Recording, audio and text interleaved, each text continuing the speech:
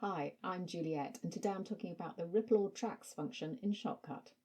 The Ripple All Tracks function is used to cut or add a clip and move every element on your timeline that follows it all at once, with correct placement.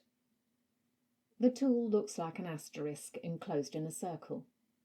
Click on it to activate it. To cut a section and have everything else adjust correctly, use the Split at Playhead tool to cut what you want to, and select Remove. All other timelines will adjust.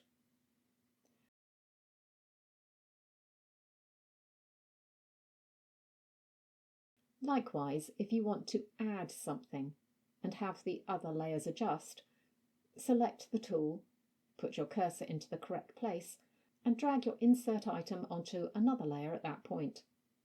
This will create a space on the other layers beneath it of the size of the clip. As you can see, this tool could be extremely useful for editing, but I think it should only be activated when you need it, otherwise it could cause as many problems as it solves.